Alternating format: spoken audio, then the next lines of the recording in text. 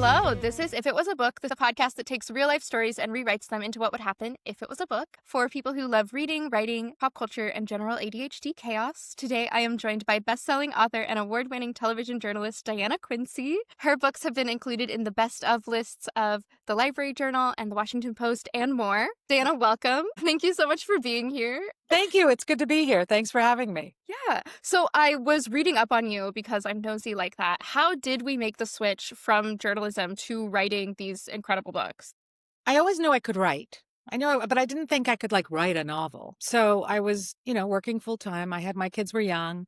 We were in the library, and those were the days when you had to wait in line to check out your book from a real person. And there was a romance on the end cap, so I picked it up and read it in line. When we got to the front, I'm like, it's interesting. I threw it in there. I came very late to romance. I mean, I read Barbara Cartland in junior high or whatever, but I enjoyed that book tremendously, the one I picked up in the library. I think I was in my 30s at this point, late 30s. And then that summer, I read every historical romance I could get my hands on. And then I don't know. I mean, I really can't explain it. I thought I'm going to try to write my own, which of course sounds ridiculous and like a Herculean effort. But I started writing, and I mentioned to a good friend of mine, and she was like, "You're writing? Send it to me." And then she's like, "It's good. Keep going." And so, that's how it started. I was writing. I still had a full-time job up until March of this year. I'm a government employee, so I got riffed. But I'm so sorry.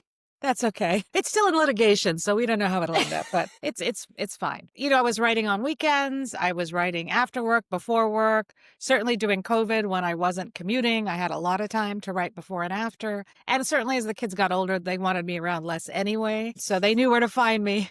In high school, they're not interested in you. So, I mean, that's how I got into it. For romance, I fell in love with the genre. And I read so many of them. I think it was like a masterclass. And I thought, I think I can write this because there is sort of a formula for it. And really, we know it has to end in the happily ever after, but it's getting there. That's the fun. And that's what I've had fun doing, adding some twists here and there. Diana, you're the author of 14 books. Your 14th book for romance is coming out later this year, but you also write thrillers and mysteries under a different name. Your newest book, The Earl That Got Away, is coming out September 30th. What can readers look forward to in the second installment of Sirens and Silk? Well, this one is it's a standalone book. They always are. But this is the sister of the heroine in the first series, in the first book, The Duke Gets Desperate. And in this case, the sister has come to England from America. They're an Arab American family. They have a linens business, so they're pretty prosperous. And she comes to England for her sister's wedding, and then she sees the lost love of her youth, a man that she turned away 8 years ago because she didn't know better. Because, when you're young, you think that maybe you'll find a love like that again. And then she realized how special it was and that you don't find something like that again. So it is a takeoff on Persuasion, my favorite Jane Austen. And so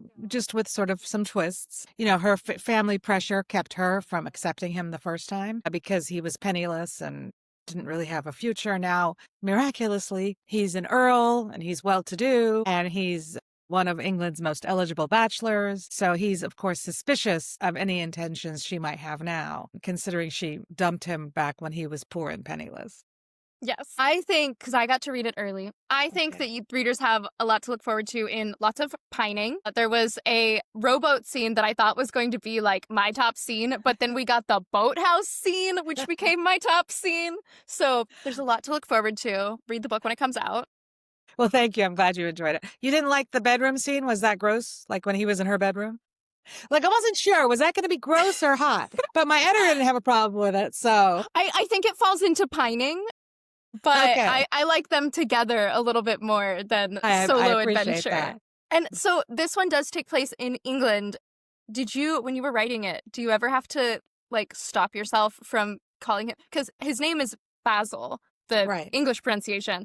But I am here in America being Basil. And then I'm wait, no, it's in England, Basil. Do you have to flip back and forth, or were you just pretty set in Basil the whole time? Well, because he becomes a hawk, which is his title. So for me, he was mostly hawk. But I think, it became in the goes back and forth in time. So in the past, he's Basil. I guess I stuck with Basil. I guess in my head, he was Basil because I thought of him as English. And that makes sense because he is. And to me, that sounds better than basil, which, I sounds agree. like an herb. And then I love your author's note at the end where you let us know that the book that is being written in this book is based off of a real document that was published in the late 1800s, early 1900s. How did you find out about this document? How did I find out? I don't know. Usually I find out about the next book while I'm researching the previous book. I might have been researching, like, penny heiresses, which were what these rich women who married impoverished lords in England were called. I think they were called penny princesses. So I don't know, somehow when I was researching this, because I had this idea that she would be into architecture and then these failing homes would be an issue. And that sort of picks up on the same theme a little bit that we had in the first book about these big mansions, and so many were razed to the ground because people couldn't afford to keep them up. So a lot of those structures were really lost to history. So I found this and I ordered it, and it was this pamphlet, this little book, and it was fascinating. And I mean, in some cases, the mother of a wayward bride came down on the man's side, and they advertised it really quite like I do in the book, which is it would say his current title, what title he's going to inherit, what his home is, and how much money you can expect him to have. I added likes and dislikes just so I could, just so the heroine could mess with him later. But yeah, I mean, I thought it was fascinating, and I think there were only 2 editions of it. Like they updated it, but I think they intended for it to be like a recurring annual thing, but it didn't turn out to be that way.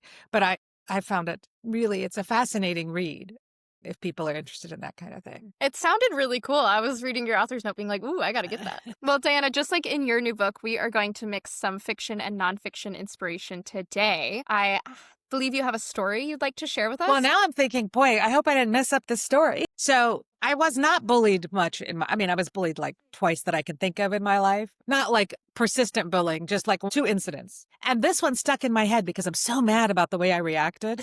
But, if I could do it again, I'd go and, kick his ass. But at the time, my father was a United States Foreign Service officer. So we lived overseas. So and those were smaller schools. They were private schools. And so coming back to U.S. schools was sort of a little bit scary. They were much bigger.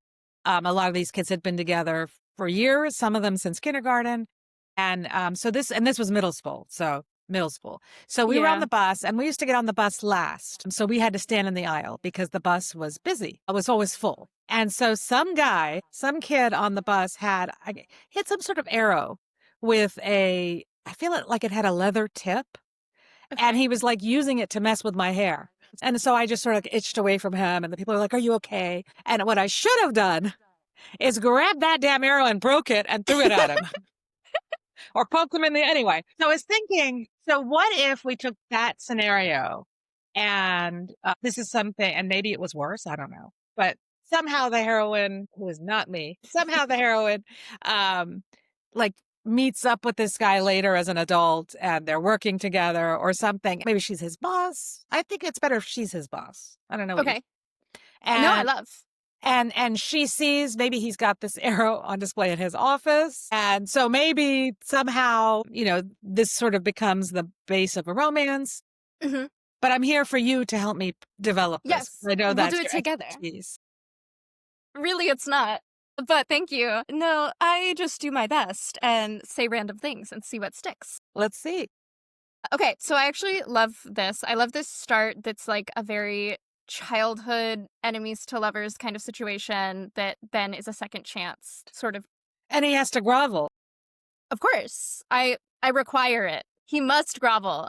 Anytime there's any sort of bullying, accidental or non, there must be groveling. And I don't know, but is it going to make him an unlikable hero, or did he evolve?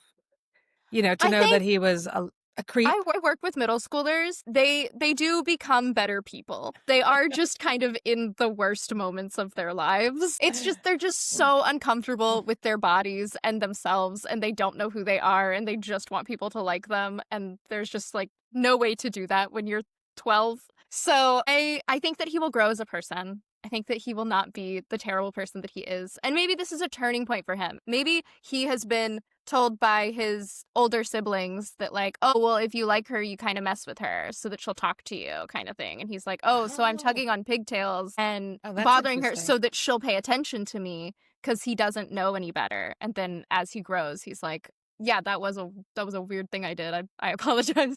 Or what if he doesn't remember the incident, which is even worse?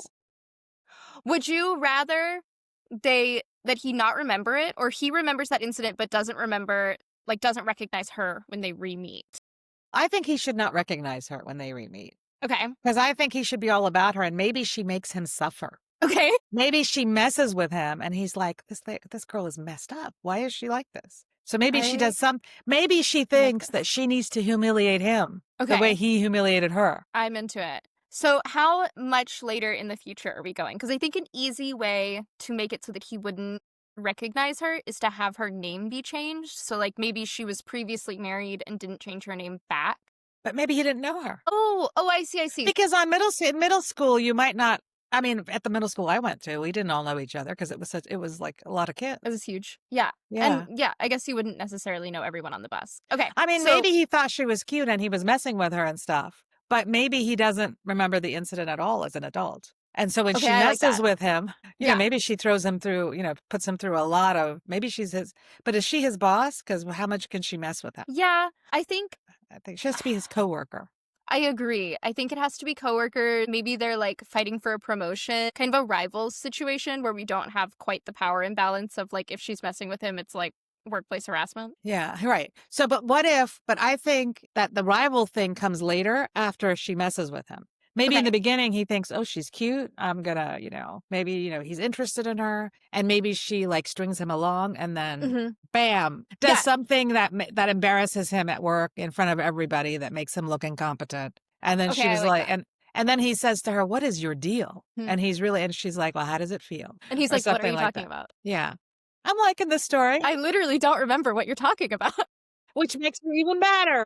Yes, absolutely. Absolutely. This formative thing for her that like bothered her so much and maybe was like one of the first times she's fought back against something because he was bothering her so much. Because you said that she like in our rewriting, we break the arrow. No, I don't think I think maybe she breaks the arrow later. In the future. I'm saying I should have broken the arrow. Yes. But I think she has to remember. I mean, do we want her to be that empowered in the beginning? I want her. No, I think you're right. Be more bullied in the beginning and then empowered and comes back for her bully. I'm with you. And I also think that like if she fought back, it would be more memorable. And if he doesn't remember. Yeah. Okay. So does she use, so the arrow is in his office. So does she break it? Does she use it to like poke at him, to mess with him? I think at least in the beginning, she's just going to steal it. And then, like, he's looking for it. It's, like, something that's important to him for whatever reason. Because maybe he was bringing it for show and tell in middle school. And so it's, like, something that matters to him deeply. Right. So it's, like, hanging in his office. It's a point of pride. What if she breaks it before she realizes that it's something that's, like, it belonged to his late mother or something, or his late father? Or something important. I do think that she should break it on accident or on purpose, but I don't think that it's going to be the like original intention behind stealing it. I think that's just why she can't return it, is that like either in a fit of rage she breaks it or like accidentally she breaks it. Right. She accidentally breaks it. Then maybe after they're like making out or whatever, he finds it in one of her closets broken. The pieces.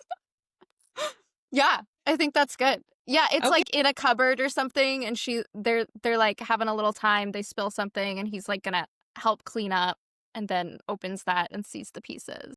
So what happens?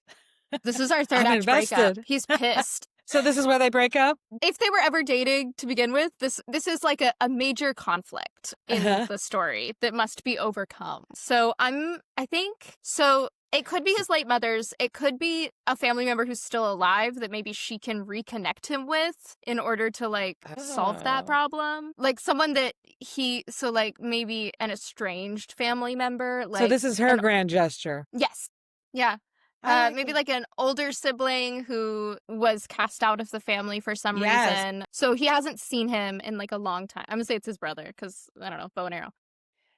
Yeah. So, but why doesn't he reach out to his brother? Maybe when they got divorced, one parent took one kid and one parent took the other kid? Dang, they got parent trapped. Yeah, I think that would totally work. So he hasn't seen multiple people in that side of the family. And maybe maybe there's some anger there from one or both of them towards the other person, either for like not reaching out, or maybe they were like in a fight during the separation. Yeah. Or maybe it's like a misunderstanding. He thinks the brother has no interest in him. Maybe the brother's a little bit older, so he should have taken the initiative. And maybe the brother couldn't really connect with him for a reason for reasons we have to figure out. But Yeah. Ooh, okay. So my like first thought was that the brother was cast out like because of his sexuality, and the family lied to the younger brother about why. And so he doesn't know oh, that that's why his brother left. And so his older brother is like, well, clearly my younger brother feels the same and doesn't want to talk to me. yeah, or he thinks, yeah, that when my younger brother is 18, he'll reach out to me. Mhm. And then when he doesn't, Mhm. and meanwhile, the hero didn't reach out because he thought the brother left and didn't care about him. Right. He didn't I know the love real it. reason that the Yes, brother was I'm on outcast. board. Yeah. Okay. I'm on So board with this. yes, we have all of this. So I'm going to say that our heroine is going to reach out to the brother, find out the real story, and reconnect them. And that's going to Yes. be her, like, Her sorry, I grand broke your arrow gesture. thing. Yes. So, but what is his grand? Does he have to have done a grand gesture at some point? I think that he should. I think it should be earlier. I think that's going Yeah, to be like that's why she's with him. Yes. And So when we he got to back finds up. the arrow. Yes. So before we've written the end. Now we got to go back. So Which the let's middle see. is always the hardest for me. I can do beginnings, I can do ends. Well, our beginning and end is pretty good, I have Thank to you. say. You're very good at this. So what is his grand gesture? I mean, it's hard to know because those come to me when I'm writing and you flesh out the characters and you know what means things to them. Yeah. So, I mean, it could be like, maybe I don't want him to bypass a promotion, so she'll get it. Yeah, I agree that I don't want it to be like a, well, I was better at this, but I let you have it kind of thing. And Unless I'm she not was better, but it was a sexist boss. could be. And maybe that's like part of it is that he's like calling out the boss to be like, hey, I really think that she's a better fit for this. Whether it's a promotion or like a specific project or something, just being like, I am so honored that you chose me. Why would you do that? Clearly, heroin is much better at this. Yeah. Or maybe he quits and leaves so that she'll get it. Because that's Ooh. a very grand gesture. I like this. I also, not to go back to the end, but I think that then he could potentially start working with his older brother. Like maybe they'll build a company together as part of their like getting to know each other again. They'll like Yeah. find out they have a lot in common. Oh. That's like an epilogue thing, but like yeah. But also, yeah. So I think him quitting would work. I think we have a good synopsis. And Let's synopsis is the hardest part of writing a book. There you go. I would like to know just a little bit more about his finding out that like they knew each other when they were young and sort of apologizing for this memory that he does not have that is like deeply traumatic for her. I think he has to, maybe in somehow I don't know if he ends up in her house or they have a mutual friend who was also at that. Maybe he finds the yearbook like in her house or something. And he's like, oh man, she went to this school. And we're trying to figure out how he figures out what happened. I could see that as like a like office party is happening at one of their houses and there's a yearbook there, and either he's at her house where the party is happening or they're at his house and one of the coworkers is like, oh, I didn't know that so-and-so was in your class. And he's like, what? Yes, that's a good way. Yeah, that's a really good way because maybe she has asked the heroine before, where did you go to school? And she tells her, but the heroine hasn't told the hero. So yeah, And I like it. I think having it at his house would also help with the like, he's kind of a shoo-in for the like, look how involved he is. He's kind of a shoo-in for this promotion or for this specific case that's coming up. I don't know what they do as their job. It feels contemporary, but that's all I've got. It is contemporary. Yeah, I don't know what they do, but does it matter? Do we have to know what they do? Okay. It's okay. We have the important beats in place.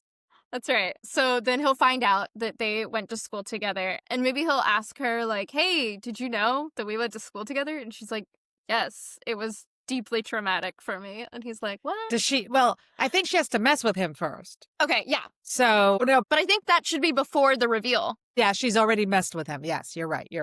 Yeah, but I think what are some ways you'd like to mess with him? How should we bully him back? We've stolen his arrow, but I don't think that's enough. I feel like we got to do more I think stuff. she has to sabotage him at work. Yeah, I think that the arrow stealing is like an escalation. I think there are little things first. Yeah, and I don't, maybe, I don't know that she steals the arrow with the intention of keeping it or something. Right. I But think then she couldn't return it because she broke it. right. And then he doesn't believe first that he doesn't believe that she meant to give it back, and he doesn't believe at first that she broke it on by accident because what are the chances? Right. Yeah. So what is our question? What are we working on now? What are some early things that she does to him as her, like, revenge that he doesn't realize she's getting revenge on him for? But that are, like, antagonistic, that he's like, why are you being the worst? Well, I think he at first doesn't know that she set him up to take these falls. Mhm. Maybe a couple of embarrassing incidents. And then when he finds out, that's when he confronts her. Mhm. And she, I guess, doesn't say it. She maybe denies it or, because I Or don't, says because I something don't think he vague. should know until they find out they went to the same school, like the Yeah. yearbook reveal. So, Yeah. yeah. So what the question is, how does she mess with him? Yes. I think it has to be something involving, I think it has to happen in front of like the whole offices in the meeting room, at the boardroom. And it might be something as silly as, could be something to do with his appearance, like with his pants, or Mhm. could be something that's embarrassing, but kind of harmless and silly. Maybe she'll, like, accidentally spill his coffee order on him, and now he has to give this presentation in a dirty shirt. Yeah. Well, But that's not bad. accidentally. Not accidentally, but accidentally. Accidentally Spilled. on purpose. And it was Yeah. a cold drink because hot drink Right, is kind of too mean. we're not causing bodily harm. We Yes. don't want her to be unlikable. Yes. But I think I think she's clever. So I think she also has to set up some sort of scenario where, like, she wants him to feel the way she felt on that bus. So maybe, like, messing with his PowerPoint so that it, like, has some stuff is wrong, or, like, an embarrassing picture has popped up that shouldn't be in the PowerPoint. There we go.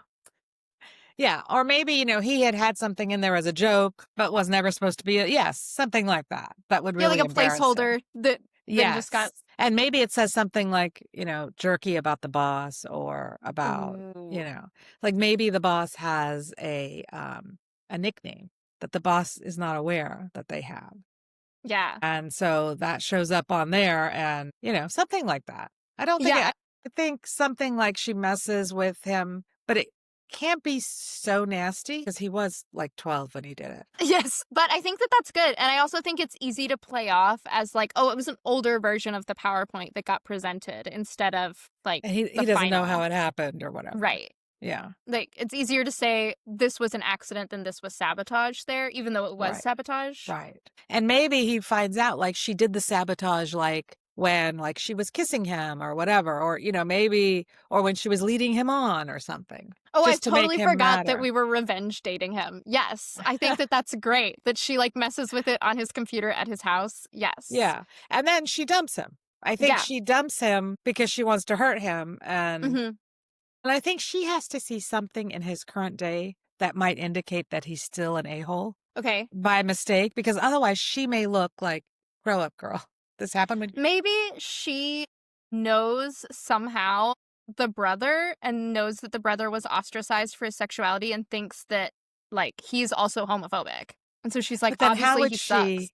But then how would she ever get involved with it? That's so true. You're right. So I think he just has to do something. Like maybe he's a serial dater. Okay. Maybe he dates and she just thinks this figures or whatever. Or maybe he's a prankster Mm-hmm. and she doesn't think it's funny. I mean, I don't think it would be that hard to figure out. He has to do something that's a little a-hole-y so that she doesn't come across as too... I mean, it happened when you were 12. Grow up. Right. But she's held on to that anger. But apparently. Yes, I totally agree. And I think that then we can get a scene of, like, him winning her back. And that's when Right. we're like, okay, we're going to have our happily ever after. But actually, there's still a third of the book left. Right. Wah, wah. When We he find the finds arrow. Yeah. Yep. And I think there has to be like a moment where he says to her, you're not mad at me, you're mad at yourself because of the way you Ooh. acted, because you didn't stand up Ooh. for yourself. So, I and then like maybe that. he says, and maybe you need to forgive that 12-year-old who didn't stand up for herself. So, I mean, it could be like a really sweet, she was 12 and she was in a new school and she was scared. And I like that so much. that's okay. So, Oh my God. Such a wholesome ending to that. Oh my God. I love that. so That's so sweet. And I love the forgiving your childhood self, that, like, the grudge was not against this guy that, like, messed with you one time, but that, like, you didn't stand up for. That's so sweet. Yeah. Oh my God. I Diana, like it too. I'm going to cry. So Go ahead. Do any of these does anybody ever turn them into a real book? It's up to you. I gift all of this to you. I No, cannot I'm not write a writing it, middle. but I don't write contemporary romance. But I'm just wondering because I mean, you plot. I mean, this is what authors do. This is how they plot their books. Yeah. So, has anyone who's ever done this with you actually written a book based on what you've plotted? Truly, I have no idea. Anybody who's said, "Oh, I really like this," I've said, "You can have it." But I've only this started in January, so it hasn't been long enough for I think anything to like come out of it. I see. But I have fun every time. I hope you're having fun. Well, you may say pieces of it in some of my books down Go the for line. it. We'll see. It is yours for you. And then I'll have to acknowledge you then in the acknowledgements. Thank you. Plug the podcast. There you go. So I feel great about our story. Is there Me anything that you want too. to add to it? Anything you want to change? No, Or I love it. I agree. So I like to end every episode by now we've gotten a taste of your writing style. I would like a taste of your favorite books. So my first question is the hardest. What is your favorite book or series of all time? You know, it's hard, obviously, to say of all time, but if I'm going to stick with romance, and for me, when I discovered romance, it was like this fantastic world. And it was just really such a special time because I had all of these incredible authors and their series and their backlists to explore. It was just like a treasure trove. And I would say one of the, I mean, obviously I read Julia Quinn and loved her. I read all her books. Obviously I was reading Sarah McLean and loved her and Sophie Jordan. And, there's just so many. Beverly, what was her name? Beverly Jenkins? No. Yeah, Beverly Jenkins, obviously. But Beverly, she passed away a few years ago. It'll come back to me. I read all of her books and loved them. The Slightly series, was that Mary Balogh series? It was Slightly Tempted, let's see. I think it was Mary Balogh. Yeah, it was her Bedouin series. I do also love all of Sarah McLean's that I've read. Yeah, she's amazing. And have you read her new book, the contemporary? These Summer Storms? I have not read These Summer That one's Storms. fantastic. You should read it. I mean, she brings so much romance into it. I mean, it's a really strong romance for romance readers, but then there's also this much bigger world of, it's really like Succession meets romance. It's really, really good. So I would recommend it highly. And I'm really looking forward. I know she's doing another book, not related, that I'm really looking forward to. But so Mary Balogh did a series called, all of those books were called Slightly Something, like Slightly Scandalous, Slightly Tempted. And it was a whole series of siblings. And they were just so, I haven't revisited them. So, but they were just so fantastic. They really, sucked me in and I read all of them and I still remember them. And so I would say that's probably my favorite series. It just has that special place. I think it has a lot to do with when I discovered it and where I was in my reading and my historical romance reading journey. So that author is Jo Beverly, whose books I also adored. So if you haven't read Jo Beverly, you should read her too. I will add her to my list. Then my next book is going to be, what was the last book you rated 5 stars? Or if you don't rate books, what was the last book that you read that you can't stop thinking about? The one I just finished reading this morning. Oh, yeah? Usually I don't read in the morning, but I finished this in bed this morning. So I didn't get my walk in, but oh well, it was for a good cause reading. But it was Remarkably Bright Creatures. Yeah. And I know I'm late to the party. My editor had, mentioned it 3 or 4 years ago. And I thought, octopus narrator, thanks, but no thanks. But did you read it? Yeah. I mean, I really loved it. I thought it was so touching and so perfect and so readable. And I really, really enjoyed it. So that would be my most recent favorite book.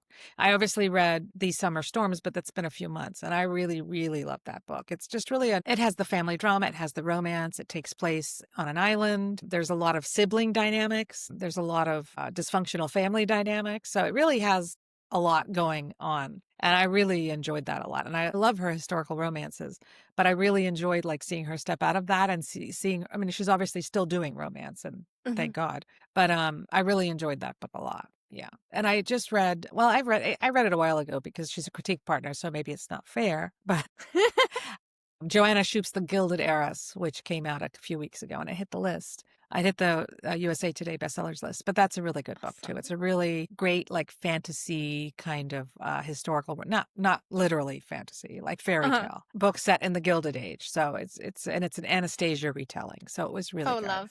Yeah, it was great. Yeah. Then my next one is, who are your writing inspirations? It's everybody. and Hmm. and I really admire obviously Sarah McLean, and I admire Sophie Jordan. I admire so many of the people in this genre, Joe Beverly, Kennedy Ryan, Alyssa Cole, who was doing historicals and now she's written some thrillers. So, and obviously Miss Beverly Jenkins. I mean, I really admire, people who write a good book, but I also admire the trailblazers who, like Miss Bev and like Kennedy Ryan and like Alyssa Cole, who are, bring color and diversity to the genre and just make it delicious. I Hmm. mean, I make characters of Arab or Palestinian origin. It was really important to me to just present them as human and people who love, who laugh, who eat, who enjoy life. And it was important to me to give people a really satisfying historical romance and then just add this new element to it. And, people seem to have enjoyed that and Yeah. welcome that. So I look up to so many people. I look up to my editors who just really know the business. Like my editor for most of my books from Avon, 4 out of 5 of them, was Carrie Farron. And it was like working with her was like a masterclass. And like, I'm like, I can't figure out how to do this. She's like, why don't you just do this? And I'm like, oh, it was so simple. And then my editor now for the thriller is a woman named Mega Parek. And she just, was new to thrillers and she just liked something about my voice and my characterization. And she took a very, very rough script and made it really, I just learned so much from her. And she's just so smart and so savvy in terms of knowing the elements of a book and what it should look like and what that character arc should look like. So I'm learning all the time from my fellow writers and from the editors I work with. So this one's not on the list, so feel free to skip it. But as you were talking, I was thinking about how different was it to go from you've written historical romance and you've written mysteries. How was it to start on your first thriller? It was, with historicals, you have to do a lot of research, right? There's no phones, there's no cars, there's no, easy ways to do things. In a thriller, it's a lot easier in a lot of ways. You don't have to look things up. And it's kind of fun to deal in like the real time. My mysteries were Hmm. also historicals. So, How different was approaching that kind of story where it's less formulaic? well, a thriller you have to know where you're going and you have to plant those seeds as you go. But you can also go, I mean, I obviously went back and planted a lot of seeds that weren't there originally. But a thriller has to almost be, I don't want to say tighter, but it has to have, you have to be, obviously, I'm very intentional with any book I write, right? To make it. But a thriller, it was just fun to be dealing with the real world that I know, not a historical world that I never lived in. And it was interesting. All of my books have had a little bit of element of surprise. Did I have an element of, there wasn't a real element of surprise in this one that's coming out, The Earl That Got Away. But most of my other ones have a hint of a little bit of a mystery on the side. So, or some big surprise that upends things. So that's, I guess, already in my writing DNA. So it was fun to sort of explore that full on. The original manuscript I wrote had a little twist, and my editor was like, "No, you need to make it so big, so life changing." So that was fun to challenge myself to come up with these twists, these turns, the red herrings, and then the big reveal followed by another big reveal. Hmm. So the historicals, I know the formula, I know the beats, I know what you need to have. Thrillers sort of exercise new muscles, new writing muscles, new thinking muscles for me. So I like to go between genres. It's nice to, just kind of clean the palette. And then when you go Hmm. back, like I was doing mysteries and then romance, and it was nice to clean the palette, to clear the palette, do this, tired of that, go then, it just keeps things interesting. Definitely.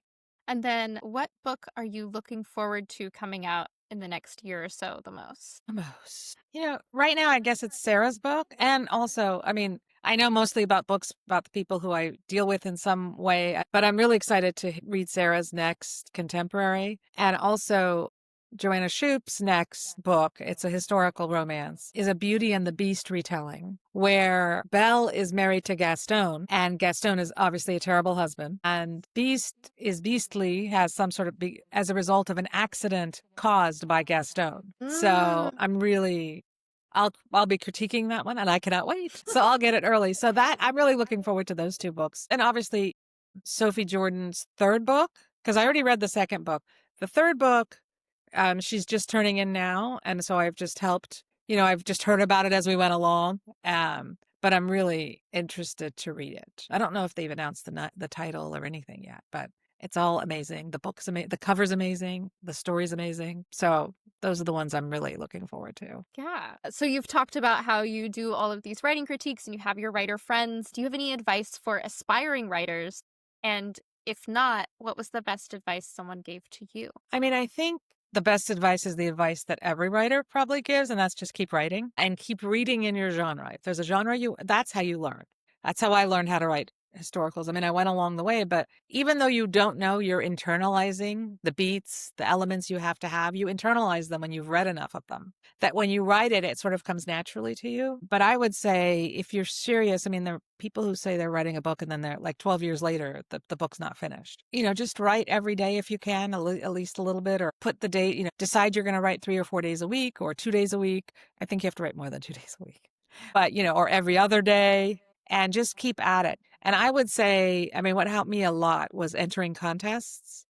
It's what kept me motivated. I would enter contests. I would final a lot. I wouldn't win a lot, but I would final a lot. And you'd get feedback from people in the business. You'd get feedback on the story, and so you'd really learn a lot in the process and have somebody who's giving you feedback. And so I would say find contests in your genre and really enter some of them, because the feedback you get, like sometimes they would be judged by 3 published authors. So you would get some really good feedback, and I learned a lot from them. So I guess that would be advice. Keep writing and enter contests if you can, which was the best advice I'd ever gotten, because when I wrote my first one, I asked all of my friends. I put out an email saying, does anybody know anybody in publishing? I have no idea how you would go about this. And a good friend of mine who lives in New York was like, the person who lives in my building works for Harlequin. And her suggestion is to join the Romance Writers of America, which has, I mean, it's sort of become problematic since then, but join Romance Writers of America, which has had at the time a lot of chapters. And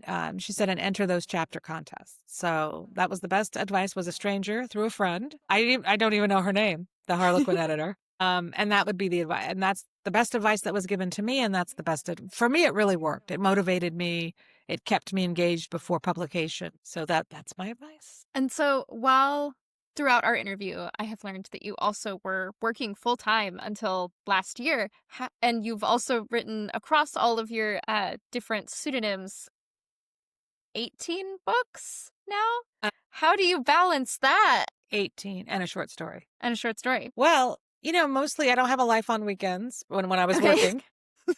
And, once the kids went to high school, and even in middle school, they have less need for you, right? We were still taking them to their games and things like that. And, I would told my husband early on, I need a laptop, a small laptop that I can take to these tournaments. And so I can write like between games. Cause sometimes you'd have a game in the morning and a game at night, and then you'd have all day to not go home. So, I mean, I just fit it in. I mean, yeah. And then sometimes, in the morning, before work or after work, and a lot on the weekends. And certainly now I've got a lot of time. I'm not as productive as you'd think. Yeah. I think I thrive better when I'm busy and I have a schedule and I have to fit things in than when I wake up and I'm like, oh, I have all day. Then suddenly it's 11 o'clock and I really haven't done much. So yeah, that crunch time pressure.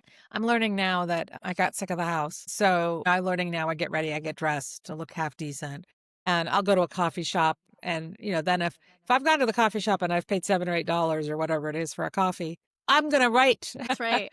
I'm not going to have paid for the coffee for nothing. So I go to, a series of different coffee shops. Sometimes I go to lunch, especially now because the weather's really nice here.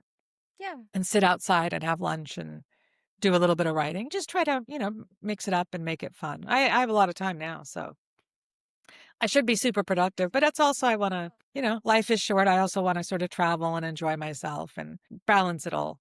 But I do think, even though I was forcibly removed, everybody in my agency was, I don't think I could write full time. I don't think that's for me. I think I need that engagement. So I am going to look for, I may substitute teach, something that gets me out there and engaging with people, but I can still pick and choose. When I have a deadline, I don't have to pick up any job. So we'll see. I'm in a state of transition. So we'll see. Yeah. Who knows? I may end up doing something totally different. Maybe you'll become the Harlequin person in the building. Maybe. You never know. That's right. So that was If It Was a Book. If you liked what you heard, feel free to drop us a rating or a review telling us what you liked, what you want to see in future episodes. If you would like to submit a story for the chance to have it rewritten by one of our guests, you can do so by emailing your memory to ifitwasabook@gmail.com. You can follow the podcast on Instagram and TikTok at If It Was a Book. You can follow me, the host, at Wicked Reads on Instagram, YouTube, and TikTok. Diana, where can listeners find you? They can find me I'm on Instagram. I'm not on Facebook that much. I have a newsletter and I'm on Threads, but I'm mostly active on Instagram, and that's the best place to find me, and also on my newsletter. It's at Diana Quincy / Diana Awad, AWAD, which is how I'm writing my thrillers. So right now I'm combining both. I may separate them, but it's confusing enough having one social media account for one pen name. So I don't, we'll see, but that's where they can find me. If they search Diana Quincy on Instagram, they can find me, and you'll put the handle in the notes. I will put the handle in the show notes as well. Great. And of course, at my website, dianaquincy.com. And Diana's newest book comes out September 30th. You can pre-order it now, or you can go ahead and buy a finished copy. I really enjoyed this, and I think you should read it, and you should let me know what you think of the boathouse scene, because I really liked that one. We have new episodes out every Monday. As always, video episodes are available on YouTube, and audio is available on Spotify, Apple Podcasts, and wherever you listen to podcasts. Thanks for listening. Bye.